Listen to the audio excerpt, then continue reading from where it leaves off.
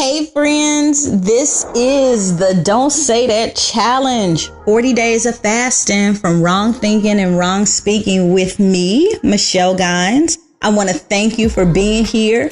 We have made it to day number 38. Oh my goodness, day 38. We just have a couple days left.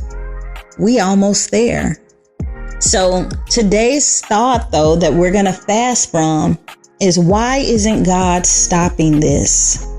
There's a lot of crazy stuff going on in the world, and we want God just to stop everything. We want everything to be good.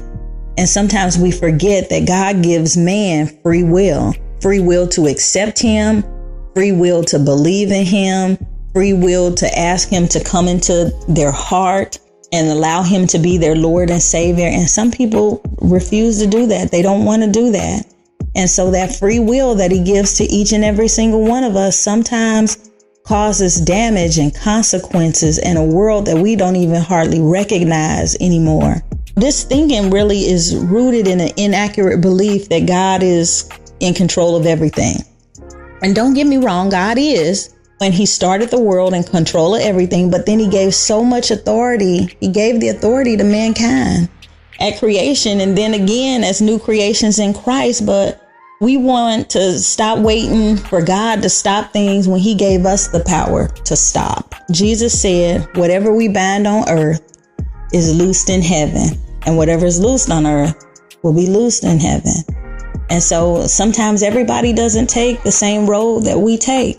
Sometimes bad decisions are made and bad things happen in our world. But here's what you got to know. And so we're going to switch this up.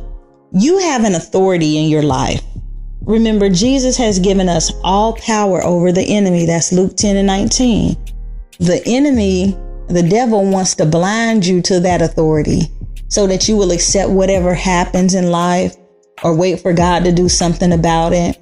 Awaken to God's God-given authority as a child of God. And so those things that are happening in your life, in the life around you, not so much controlling what other people do and what the free world looks like and all that. Think about, in your mind, in your family, the things that you can control and what you can do.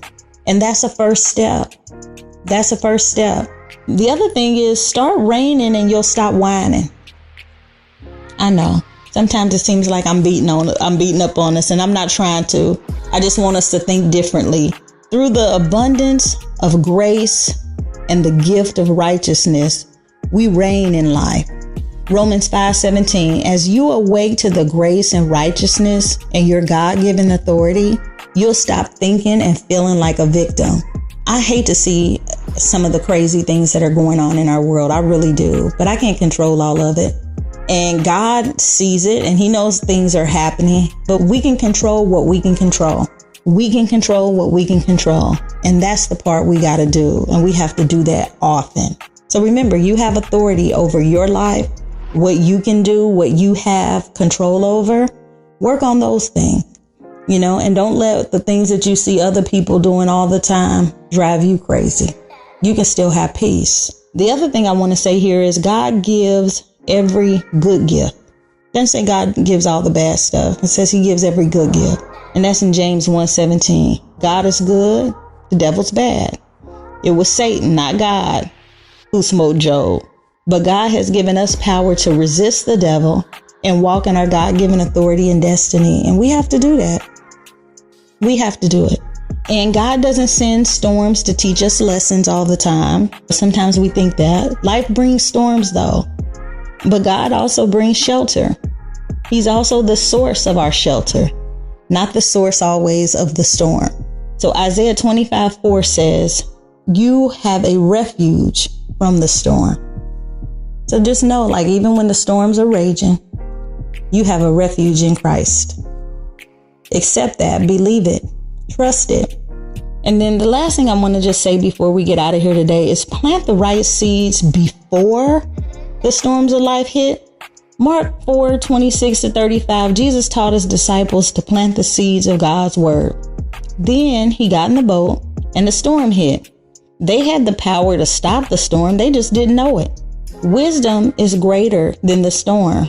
And the wise build their house, their lives, on the word of God. So no matter what life or the enemy throws at you, you will stand, especially when your life is built on the wisdom of God's word. Remember, that's what this is all about. This is standing on God's word. It's just remembering it in practical times of our lives and the things that we start thinking. We just got to think on God's word a heck of a lot more. That's what we have to do. So this is what we're going to do today. We're going to think this and speak that. You ready? I agree with Jesus. I take authority over the storms of life and over all the power of the enemy. Through the abundance of grace and the gift of righteousness, I reign in life. I have the power to choose peace in the midst of the storms of life. I walk in wisdom by acting on the word, and I rise above every situation in Jesus' name.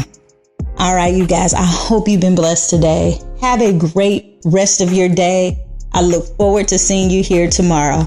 Goodbye.